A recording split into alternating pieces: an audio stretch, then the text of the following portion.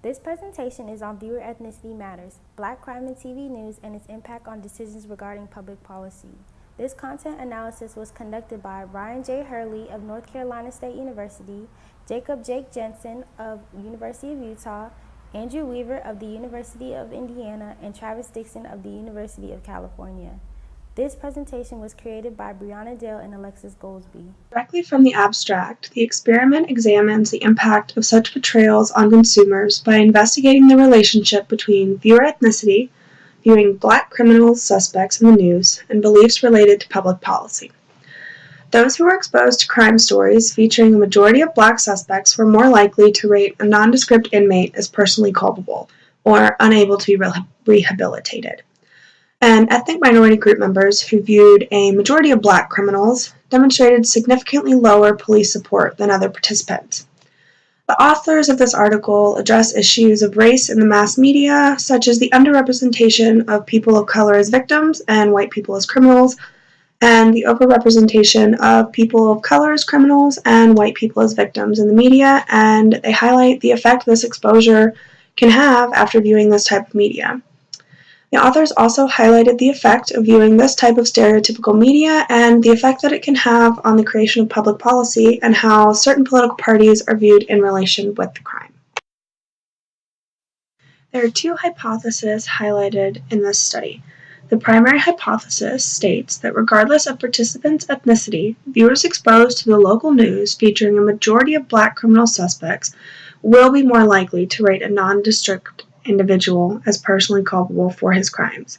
The second hypothesis states that the effect of exposure to local news featuring a majority of Black criminal suspects will be moderated by the viewer's ethnicity, such as the whites' policy decisions, but non-members of ethnic or racial minorities will be influenced.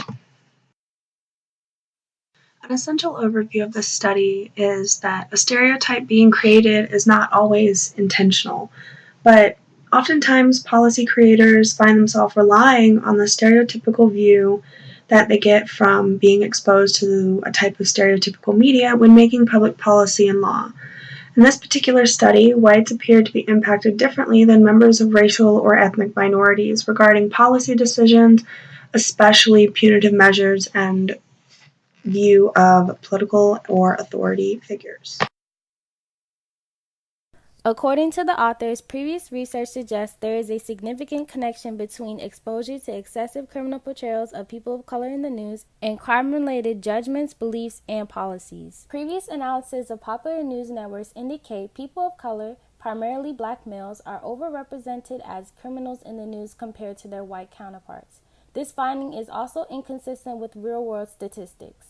It also implies that exposure to Black criminalization perpetuates the notion Black individuals are innately criminal among white viewers. There is a plethora of research supporting the author's hypotheses, such as data representing the connections between the news and the psychological effects it causes. In this case, effects such as simple priming, a technique where one stimulus influences the response, and the effects of spreading activation. The notion relationships between concepts can be activated by pathways between multiple nodes in the brain. The inconsistencies between viewer race and policy decisions made between studies prompted the authors to utilize theories on cognitive accessibility to explain motives for policy decisions rather than just race. The varied results of previous research have made it difficult to establish a concise relationship between exposure to problematic content, viewer ethnicity, and policy decisions. This study differs from its antecedents by exploring their inconsistencies on a deeper psychological approach. For this study, 180 undergraduate college students from a Midwestern university majoring in communication studies were selected to participate. The sample group was comprised of 117 white, 20 Black, 16 Latino, Latina, and Hispanics, 14 Asian Americans, and 13 participants who identified their ethnicity as other. 128 participants were male and 52 female. For the first phase of the experiment, participants completed a randomly assigned informational seeking study about local news. Each group viewed one 30-minute local news broadcast complete with a sports and weather section. Each segment was complete with 7 crime stories except for the control, which had none. The only difference was each segment had manipulated images with a majority of black suspects, a majority of white, and a majority of other. After viewing the news segment, participants completed a questionnaire exploring demographic and control variables. On the questionnaire, participants were asked to report their ethnicity, political ideology, and news consumption. Racism was also examined using an updated version of the MRS, or Modern Racism Scale. The first hypothesis predicted, regardless of participants' ethnicity, viewers exposed to the local news featuring a majority of black criminal suspects would be more likely to rate a nondescript individual as personally culpable for his crimes. This hypothesis was supported when participants who viewed a majority of black suspects thought that a nondescript individual was unable to be rehabilitated. Females in particular were more likely to consider the nondescript individual to be unable to be rehabilitated.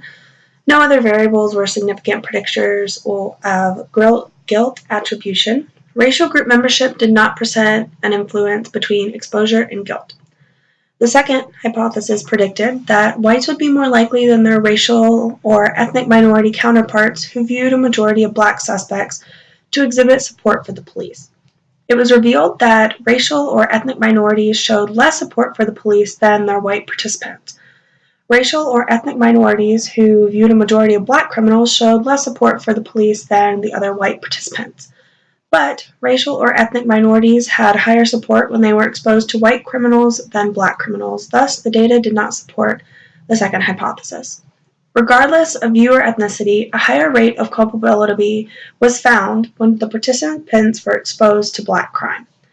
Support for the police only decreased among racial or ethnic minority participants who viewed black crime, and as highlighted in the article, more clarification would be needed to determine, number one, what types of public policy decisions and actions are impacted by viewing problematic depictions of race and ethnicity, two, which are likely to be moderated by viewer attributes, or three, what are the physiological impacts of exposure to this type of stereotypical media.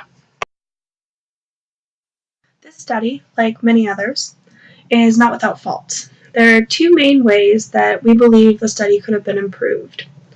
Primarily, we believe that a larger study would have been more optimal. As highlighted in the article, the study that was chosen was somewhat small in nature, and although it was sufficient to notice differences, a larger sample would have been more optimal. They also could have chosen a more diverse study. The sample that was chosen only had 63 participants that identified as people of color, while there were 117 individuals that identified as white.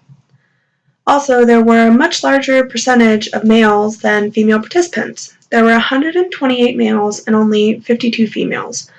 The selected sample was also only chosen from an 18 to 23 age group, so a wider age range would have maybe produced slightly different results if the other samples of age groups were represented in the study as well. And the final slide states our references. The first four come directly from the article, and the last four references shown are the citations for pictures used within the slideshow.